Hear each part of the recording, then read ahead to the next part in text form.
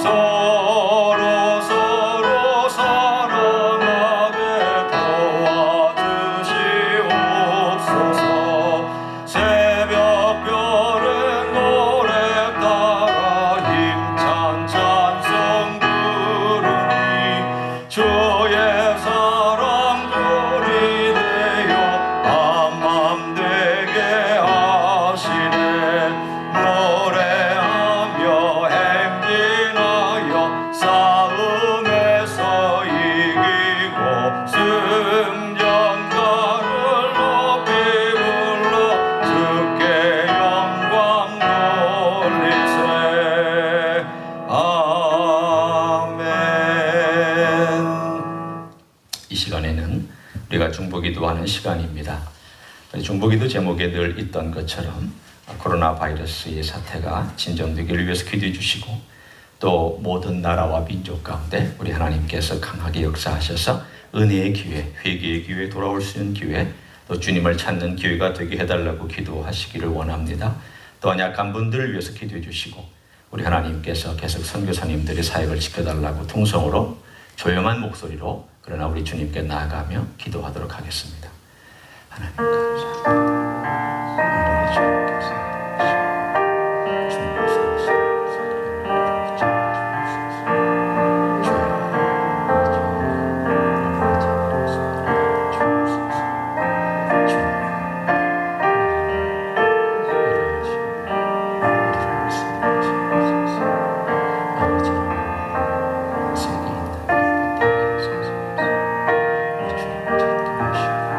이름 쓰면서 주님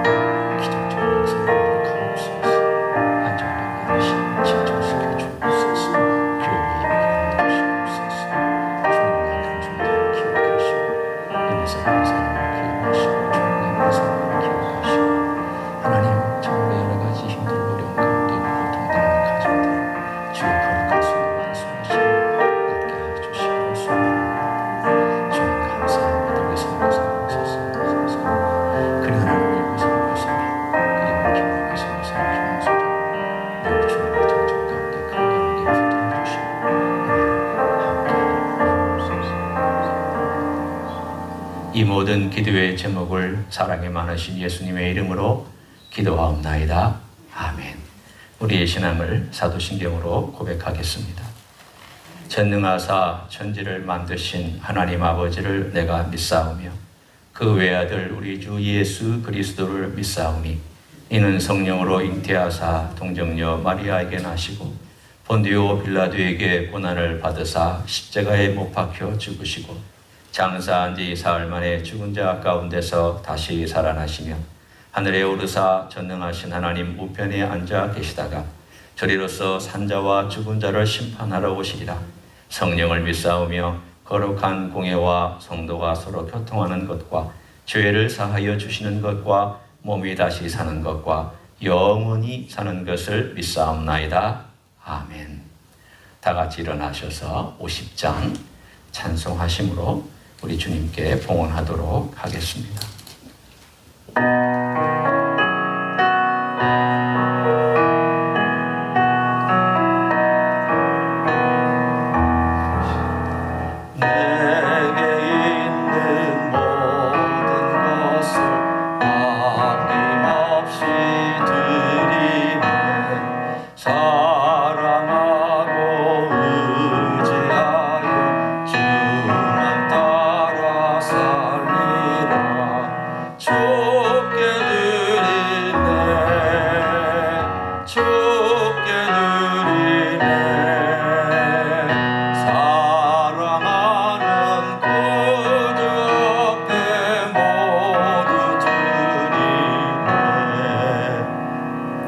하나님 감사합니다.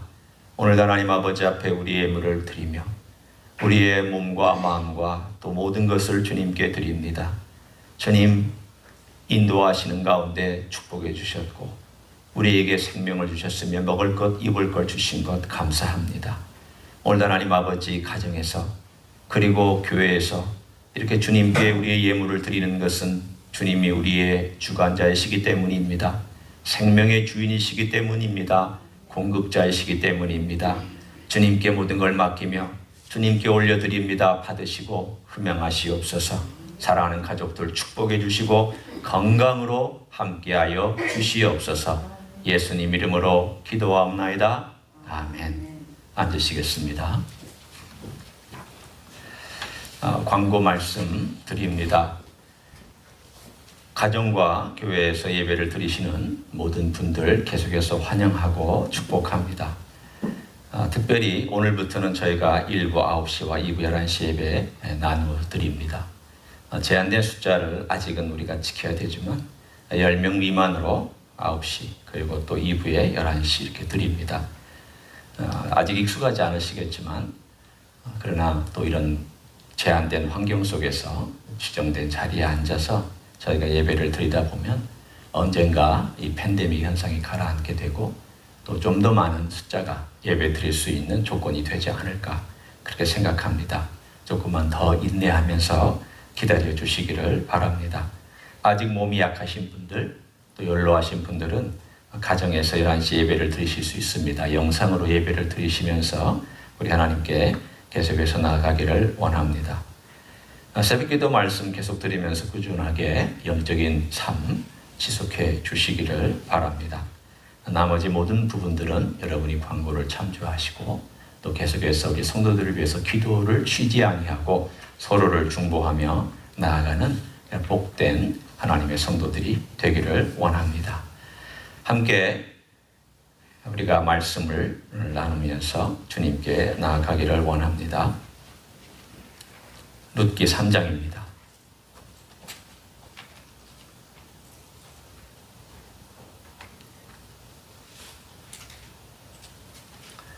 여러분이 처음 어떤 데이트하는 사람을 만나서 혹은 여러 번 또 만날 수도 있지만 그 만나는 가운데 남자가 먼저 청혼했느냐 또는 여자가 먼저 청혼했느냐 아마 그것에 대하여서 궁금해 하실 때가 있을 겁니다. 누가 먼저 했느냐고. 대부분의 경우는 남자가 먼저 합니다. 물론 여자분이 어떤 힌트를 줄 수도 있겠지만 남자가 먼저 하죠. 그러나 여자가 만약 먼저 한다는 일이 있다면 아마 우리들은 다 이렇게 얘기할 거예요. 야, 되게 용감하다. 되게 적극적이다. 그런 일이 가끔 있긴 하죠. 그러나 그 일이 3200~300년 전에 있었다면 여러분 어떻게 생각하시겠어요? 고조선 시대, 그야말로 옛날 우리가 쓰는 표현으로 하면 호랑이 담배 피던 시절에 이런 여인의 청운이 진짜 있었다. 그런 게 진짜 있었을까요? 오늘 어떤 이야기가 있는지 자 한번 우리가 룻기서 3장 1절부터 5절을 제가 먼저 읽습니다. 룻의 시어머니 나오미가 그에게 이르되 내 딸아 내가 너를 위하여 안식한 곳을 구하여 너를 복되게 하여야 하지 않겠느냐. 네가 함께하던 하녀들을 둔 보아스는 우리의 친족이 아니냐. 보라 그가 오늘 밤에 타작마당에서 보리를 까불리라. 그런즉 너는 모욕하고 기름을 바르고 의복을 입고 타작마당에 내려가서 그 사람이 먹고 마시기를 다 하기까지는 그에게 보이지 말고 그가 누울 때에 너는 그가 눕는 곳을 알았다가 들어가서 그의 발치 이불을 들고 거기 누우라. 그가 네 할 일을 내게 알게 하리라 하니 룻이 시어머니에게 이르되 어머니의 말씀대로 내가 다 행하리이다 하니라. 오늘 여기를 보면 나오미가 시어머니가 룻을 위해서 계획을 세운 이야기가 등장을 합니다. 나오미도 나오미지만 룻도 룻이죠. 근데 어떻게 이게 가능했을까? 하나님의 은혜가 이 가정에 흘러가기 시작을 하자 이 은혜가 흘러가는 과정 가운데 사람들의 마음이 감동과 움직임으로 가득 차기 시작을 합니다. 은혜는 일종의 터닝 포인트를 만들어냅니다. 터닝 포인트 정도가 아닙니다. 영어의 표현을 우리가 보면 티핑 포인트라는 게 있습니다. 이 티핑 포인트라는 것은 아주 작은 어떤 시작인데 이 결과가 엄청난 결과를 가져오는 어떤 그런 포인트, 전환점이 되는 어떤 포인트가 있을 때 우리는 그것을 티핑 포인트라고 얘기를 합니다. 갑자기 티핑 포인트가 생긴 겁니다. 하나님의 은혜가 그 집에 탁 하고 마치 하나님의 손가락이나 손이 탁 짚어졌을 때 갑자기 분위기가 방향이 확 바뀌는 것이죠. 뭐가 많이 바뀌었다 갑자기 결과가 어마어마하게졌다고 다가온 거 아닙니다. 갑자기 뭐 하늘에서 뭐가 떨어지고 무슨 일이 생긴 그런 일도 아닙니다. 그러나 뭔가 달라졌다는 거예요. 그래서 그 달라진 상황 가운데서 나오미가 하는 표현이 있습니다. 룻아, 내가 너를 위하여 가정을 좀 만들어주고 싶다. 내 마음이 그렇게 열망합니다. 너를 복되게 해주고 싶다.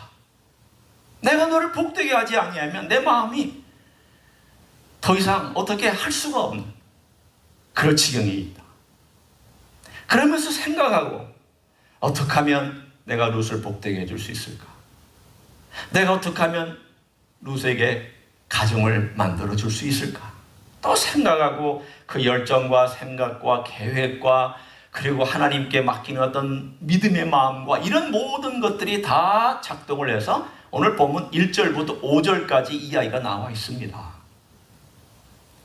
하나님의 인애가 왔을 때에 그 인애에 대한 반응과 그 인애에 대한 흐름은 사람들로 하여금 인애를 베풀게 합니다.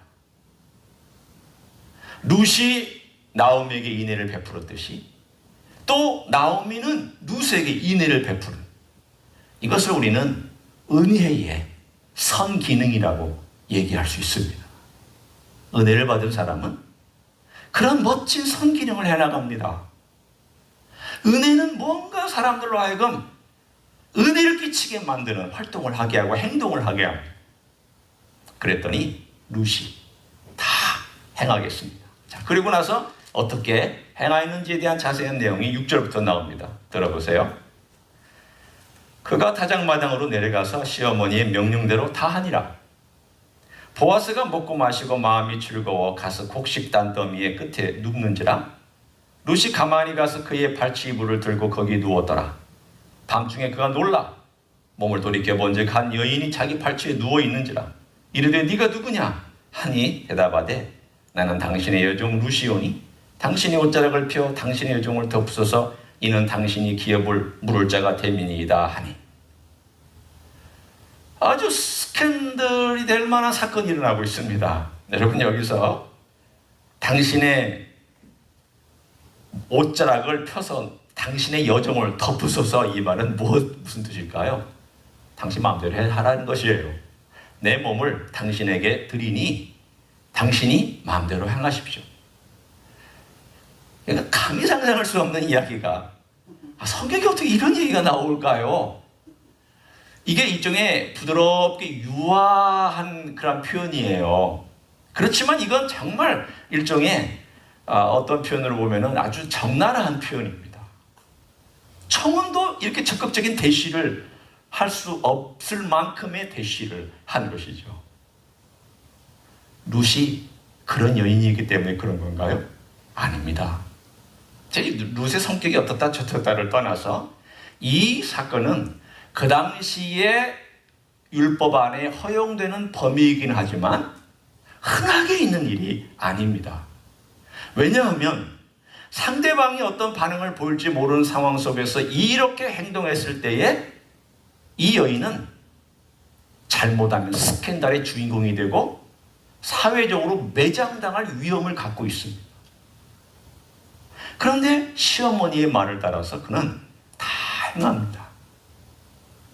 하라고 한 그대로 했습니다. 자, 그랬더니 어떻게 보아스가 반응하는지를 한번 보십시오. 10절에 그가 이르되, 여기서 한번 더 제가 9절을 읽어봅니다. 이르되 네가 누구냐 하니 대답하되 나는 당신의 여종 루시오니 당신의 옷자락을 펴 당신의 여종을 덮으소서. 이는 당신이 기업을 물을 자가 됨이니이다. 이 기업을 물을 자에 대한 것은 제가 다음 주에 더 자세하게 말씀을 나누도록 하겠습니다. 10절 그가 이르되 내 딸아 여호와께서 내게 복 주시기를 원하노라. 네가 가난하건 부하건 젊은 자를 따르지 아니하였으니 네가 베푼 인애가 처음보다 나중이 더하도다. 그리고 이제 내 딸아 두려워하지 말라. 내가 네 말대로 네게 다 행하리라. 네가 현숙한 여자인 줄을 나의 성읍 백성이 다 아느니라. 참으로 나는 기업을 물을 자이나 기업 물을 자로서 나보다 더 가까운 사람이 있으니 이 밤에 여기서 머무르라. 아침에 그가 기업 물을 자의 책임을 네게 이행하려 하면 좋으니 그가 그 기업 물을 자의 책임을 행할 것이니라. 만일 그가 기업 물을 자의 책임을 네게 이행하기를 기뻐하지 아니하면 여호와께서 살아계심을 두고 맹세하노니 내가 기업 물을 자의 책임을 네게 이행하리라. 아침까지 누워 있을지니라 하는지라. 오늘 여기 보면은 이 보아스의 말 가운데 룻이 어떤 여인인가에 대한 표현을 두 번이나 표현한 내용이 등장을 합니다. 룻의 모습을 제가 또 계속해서 설명을 합니다.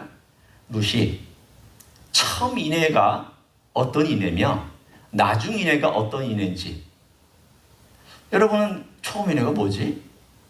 나중 인애가 뭐지? 나중 인애가 처음 인애보다 낫다고 하는 이 말이 무슨 뜻이지? 아마 생각할 거예요. 처음 인애는 뭔가요? 바로 시어머니 나오미를 따라서 그 룻의 입장으로 보면 이방 땅인 이스라엘 땅에 들어와서 공경한 것, 이게 처음이래요. 그럼 나중에는 뭐예요? 바로 오늘의 사건 3장에 나와 있는 이 사건을 얘기하고 있는 내용이죠. 그럼 이 3장의 사건은 뭔데? 3장의 사건은 아니 적극적인 대시를 가지고 청혼한 건데 이게 무슨 인애란 말이에요. 거기에 설명이 나와 있어요. 표면적인 설명은 뭐냐면 네가 젊은 자를 따라가지 아니하고 나이 많은 나 같은 자에게 왔다라는 거예요. 그 말 맞아요? 보아스는 자기 시아버지 레벨의 사람이에요. 촌수가 시아버지 레벨이에요. 자기 남편의 레벨에 있는 사람이 아니라 시아버지 레벨에 있으니까 적어도 20살, 적어도 20살 이상 나이가 많은 남자예요. 사실은 그 시대에 아무리 옛날이라고 하지만 누가 나이 많은 사람하고 살고 싶어 하겠어요. 그것도 촌수가 위에 있는 사람하고. 그런데 여기에는 단순히 나이를 불문하고 중요한 핵심이 있습니다. 뭐냐면 룻에게 있어서는 어떤 남자를 따라가는 게 중요한 게 아니라 하나님께서 세운 이 가정을 위하여 내가 어떻게 헌신할 수 있느냐, 나오미가 명령한 바로 그 일을 어떻게 내가 순종할 수 있느냐. 그리고 하나님이 율법에서 가정을 세워야 된다라고 하는 그것을 내가 어떻게 따라갈 수 있느냐. 그 시대에 3200년 전에 하나님의 은혜 안에서 여인이 행할 수 있는 최선을 다해서 가정을 세우려고 애쓰고 있는 그 노력과 애씀을 보아스는 칭찬하고 있습니다. 너 대단하다. 이 가정이 끊기지 않기 위하여 네가 정말 시어머니 말을 듣고, 네가 조건과 부하건 가난하건 나이가 많건 적건 이걸 상관하지 아니하고 하나님의 말씀과 시어머니의 말씀을 따라서 걷는 너의 이 충성된 마음이 대단하다. 그리고 그 다음에 뭐라고 얘기하냐면 네가 현숙한 여인인 것을 온 동네가 다 알고 있다. 여러분, 여기서 현숙한 이 단어를 여러분이 딱 읽는 순간 우리나라에 현숙이라는 이름이 많죠. 정현숙, 김현숙, 박현숙. 우리는 현숙 그러면 정숙하고 다소곳하고 얌전하고 어떤 면으로 보면 좀 수동적이고 시키는 일 하고 부끄러움 타고 이런 거 현숙하다고 그러죠. never, never, never 그 개념 아니에요. 그건 유교적 개념이에요. 번역을 현숙하다고 번역하면 참 문제가 있는 단어예요. 이 단어는요, 자, 2장 1절하고 똑같은 단어예요. 자, 2장 1절 여러분이 우리가 지난주에 봤던 단어하고 똑같아요. 2장 1절에 나오미의 남편 엘리멜렉의 친족으로 유력한 자가 있었다 그랬습니다. 누구일까요? 보아스예요. 보아스를 번역할 때는 유력하다고 번역하고 룻을 번역할 때는 현숙하다고 번역을 했어요. 똑같은 단어인데 왜 그래? 여기도 유력하다고 번역을 해야죠. 여자니까 그렇게 번역한 거예요. 이 단어는 잠언 31장에도 나오는 단어예요. 현숙한 여인. 이 단어는 원래 뜻이요, 용기, 용맹, 용사들에게 쓰이는 단어입니다. 이 단어는 그냥 단순히 다소곳하고 수동적이고 또는 어떤 주어진 환경을 따라가는 그런 것이 아니라 능력 있는 사람, 용기 있는 사람, 재능 있는 사람, 자기의 재능과 자기의 능력과 자기의 용기를 최대한으로 발휘해서 살아가는 사람이란 뜻이에요. 그러면 이 단어의 뜻을 우리가 볼 때에 루사, 너는 정말 용기 있고 너는 정말 가장 중요한 가치를 위해서 너 자신을 드릴 수 있는 적극적인 사람이다. 넌 정말 가치가 있는 사람이다. 그 뜻이에요. 하나님의 사람은 그렇게 살 줄 알아요. 하나님의 은혜가 혹은 인애가 우리 가운데 왔을 때 그 인애가 감동을 주면 수동적으로 살 수가 없어요. 뒤에서 머물러 있을 수가 없어요. 그 은혜를 따라서 적극적으로 살게 되어 있고 능동적으로 반응하게 되어 있고 고민하게 되어 있고 따라가게 되어 있고 그것을 어떻게 하든지 이루려고 최선을 다하는 모습을 살아갈 수밖에 없어요. 그래서 그가 쓴 단어가 다 행하리이다. 그리고 다 행하였다. 오늘 그게 나오잖아요. 두 번. 5절에 내가 다 이행하리이다. 그리고 6절에도 시어머니의 명령대로 다 하니라. 단순한 말 같지만 이게 룻의 성격과 성품을 얘기해주고 있는 단어입니다. 현숙한 것은 조용한 것이 아닙니다.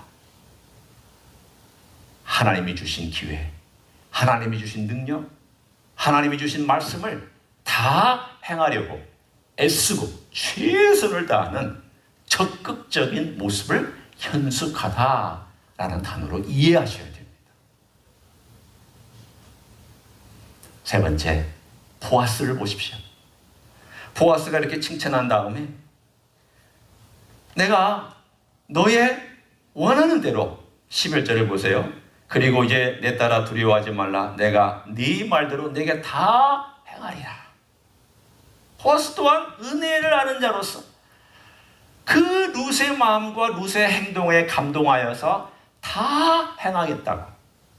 오늘 여러분은 계속 반복되어서 나오는 낱말들을 보실 수가 있습니다. 아, 유력하다, 현숙하다 똑같은 단어를 썼구나. 다 이행하다라는 단어를 반복해서 쓰고 있구나. 또한 보아스도 다 행하겠다고 약속하고 있구나. 이런 단어들이 중첩되어서 나오면서 이 이야기의 흐름을 결정하면서 흘러가고 있습니다. 자, 그 다음 제가 이제 드디어 이 사건이 어떻게 되는지 3장의 조그만 결말을 제가 읽어드립니다. 룻이 새벽까지 그의 발치에 누웠다가 사람이 서로 알아보기 어려운 때 일어났으니 보아스가 말하기를 여인이 타작마당에 들어온 것을 사람이 알지 못하여 할 것이라 하였습니다. 그 당시에도 이런 스캔들이 일어나는 것은 별로 좋은 게 아니죠. 보아스가 이르되 네 겉옷을 가져다가 그것을 펴서 잡으라 하매 그것을 펴서 잡으니 보리를 6번 되어 룻에게 지어주고 성읍으로 들어가니라. 룻이 시어머니에게 가니 그가 이르되 내 딸아 어떻게 되었느냐 하니 룻이 그 사람이 자기에게 행한 것을 다 알리고 이르되 그가 네게 이 보리를 6번 되어 주며 이르기를 빈손으로 네 시어머니에게 가지 말라 하더이다 하니라. 이에 시어머니가 이르되 내 딸아 이 사건이 어떻게 될지 알기까지 앉아 있으라. 그 사람이 오늘 이 일을 성취하기 전에는 쉬지 아니하리라 하니라. 보아스가 일할 것이다. 행동할 것이다. 그리고 오늘 3장의 이야기가 맞춰집니다. 그럼 오늘 이 3장의 이야기를 쭉 보면서 여러분은 도대체 이 이야기 그러면 우리에게 어떤 메시지를 주나요? 이 어려운 시기를 지나가고 있는 이때에 우리가 어떻게 이 말씀을 적용할 수 있을까요? 한 3가지 정도 말씀에 적용을 나눕니다. 첫째는 하나님의 인애가 티핑 포인트처럼 우리의 삶을 탁 돌리실 때가 있습니다. 혹은 타치하실 때가 있습니다. 만지실 때가 있습니다. 그때에 그 티핑 포인트, 하나님의 은혜가 내게 왔을 때에 그 은혜를 경험한 사람의 특징이 있습니다. 여러 가지 특징이 있어요. 특징이 있는데 그 중에 하나가 뭐냐면 상대방, 누군가를 위하여 무언가를 베풀고 싶어요. 오늘 본문에 나와 있는 그 특징이 3장 1절에 내가 너를 위하여라는 단어예요. 표현이에요. 내가 너를 위하여 가정을 만들어주고 싶다. 내가 너를 위하여 복을 주고 싶다. 내가 너를 위하여 축복해주고 싶다. 내가 너를 위하여 은혜를 끼치고 싶다. 이게 은혜 받은 하나님의 인애가 찾아와서 티핑 포인트를 경험한 사람의 가장 중요한 특징입니다. 과거에 나를 알았어요. 과거에는 나만 가지고 살았던 사람이 이제는 다른 사람을 향하여 뭔가 주고 싶고 뭔가 베풀고 싶은 사람으로 바뀌어가요. 더 바뀌어가기도 하고 혹은 그렇지 않은 사람이 그런 사람으로 바뀌어가기 시작을 해요. 내가 너를 위하여, 내가 당신을 위하여, 내가 교회 안에 있는 어려운 자를 위하여, 눈물 흘리는 자를 위하여, 가슴 아파하는 자를 위하여 내가 어떻게 복을 가져다 줄까? 고민해요. 말만 하는 게 아니에요. 고민해요. 계획을 세워요. 실행에 옮기려고 마음의 기도를 해요. 그리고 그것을 실천하려고 여러 가지 생각들을 다 끌어모아요. 단순히 스쳐 지나가는 생각만 가진 것이 아니라 거기에 마음을 두고 계획을 세우고 열정을 쏟는 그 일을 행하는 사람입니다. 두 번째는 그 하나님의 인애가 왔을 때에 움직이는 사람은 성실하게 자기에게 맡겨진 그 인애를 베푸는 일이나 혹은 자기가 해야 될 일에 대하여 끝까지 다 행하는 자예요. 오늘 다 행한다는 단어가 3번이나 등장하는 것을 여러분이 보았을 것입니다. 우리 그리스도인들은 제자가 되어야 합니다. 많은 그리스도인들이 그리스도인과 제자를 분리하려고 해요. 나는 그리스도인인데 아직 제자는 아니에요. 이게 말이 될까요? 말 안 됩니다. 왜 분리하려고 할까요? 분리해야 마음이 편하니까. 분리해야 이렇게 이분법을 나눠줘야 나는 그리스도인이야. 아직 제자는 아니야. 마음이 편하거든요. 이거는 영적인 정신분열이에요. 영적인 다중인격이에요. 그리스도인은 반드시 제자가 되어야 돼요. 댈러스 윌러드라는 유명한 사상가요 저술가가 영향을 끼친 분이에요. 이런 말씀을 했어요. 많은 그리스도인들이 뱀파이어로 살아간다. 특이하죠. 왜 뱀파이어인지. 그분이 표현이 재밌어요. 아주 송곳처럼 찌르면서도 재밌는 표현이에요. 예수님의 피만 빨아먹고 살기 때문이다. 그렇게 얘기를 했어요. 좀 적나라한 표현이지만 제가 그대로 지금 여러분에게 쓰는 거예요. 예수님의 피만 필요해요. 용서받고 은혜. 내가 이 생에 살아가는 동안 용서받고 은혜가 필요해. 삶은 하나도 안 바뀌고 제자로의 삶을 살아가지 않냐고 제자로서의 길을 걸어가지 않으면서 주님의 피만 먹고 살아가는 그런 뱀파이어 크리스찬들이 너무 많다. 제자는 뭘까요? 제자는 그 스승, 내가 따라가는 분의 모든 것을 일치시키는 사람을 제자라 합니다. 우리는 주님을 따릅니다. 사랑한다고 고백합니다. 그러면 사랑한다고 고백하면 살아가는 고백대로 내가 주님과 일치되는 삶을 살아가려고 고민해요. 애써요. 성실하게 그것을 따라가려고 마음의 중심을 두어요.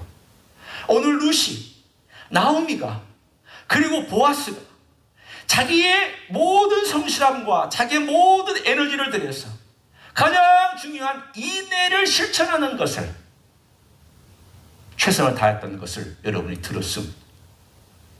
우리도 예수님을 따라가는 사람이에요. 예수님의 인애를 경험한 사람이고 예수님의 피의 보혈을 경험한 사람이고 예수님의 용서를 경험한 사람입니다. 그 용서를 받았고 은혜를 경험한 사람이 어떻게 해야 될까요? 당연하죠. 그 인애를 따라가는 거예요. 그 인애를 자기의 삶의 에너지를 두고 성실하게 지켜가는 거예요. 세 번째, 이 두 가지가 마음속에 삶 속에서 연결되는 사람은 예수님을 따라가는 즐거움을 아는 사람입니다. 예수님의 제자가 되는 것은 괴로운 일이 아닙니다. 예수님의 제자가 되는 것은 까다롭고 힘든 일이 아닙니다. 여러분 여기서 보세요. 나오미하고 룻과 보아스가 괴롭게 따라가는 거 아니죠? 즐겁게 이 일을 행하는 것처럼 우리가 주님을 따라가면서 주님에 대한 우리의 사랑을 고백하며 한 걸음 한 걸음 주님께서 어떤 일을 행하실지를 기대하고 우리는 주님께서 이 과정 속에서 제자가 어떤 놀라운 인애를 경험하고 그 인애가 어떻게 티핑 포인트가 되어 삶을 이끌어가는지를 우리는 볼 수 있게 될 것입니다. 그런 날을 기대하며 잘 견디시기를 바랍니다. 믿음으로 한 걸음 한 걸음 주님의 인애를 또 주님의 성실함을 경험하다 보면 주님께서 언젠가 바꾸어 가시는 이 놀라움을 때로는 스피드를 내시기도 하고 때로는 천천히 가시기도 하면서 놀라운 결과를 주실 줄로 믿습니다. 그런 삶을 살아가시기를 예수님의 이름으로 축원합니다. 제가 기도하고 마치겠습니다. 감사합니다. 오늘도 주님께 나왔습니다. 주님의 은혜가 우리의 마음을 움직이실 때, 주님의 자비가 우리의 삶을 덮을 때 우리의 삶에도 새로운 변화가 일어나고 그 변화가 놀랍게 주님 앞에 나아가는 자리가 될 줄로 믿습니다. 사람에게 은혜를 베풀기도 하고 성실하게 주어진 그 제자의 길을 걸어가기도 하며 주님께서 주실 미래를 확신하고 걸어가는 하나님의 종들이 될 줄로 믿습니다. 이제는 우리 구주 예수 그리스도의 은혜와 하나님 아버지의 극진하신 사랑과 성령 하나님 교통하심의 역사가 오늘도 주님의 인애가 우리 가운데 있으므로 그 인애를 경험하고 그 인애가 우리의 삶 가운데서 그대로 실천되는 삶을 살아가기를 소원하는 가정에서 예배드리는 모든 종들 위해와 이 자리에 참여한 모든 종들 위해와 조임제 희스교회 위해와 이민교회들과 한국교회들과 선교사님들 위해 이제로부터 영원히 함께 하실지어다. 아멘.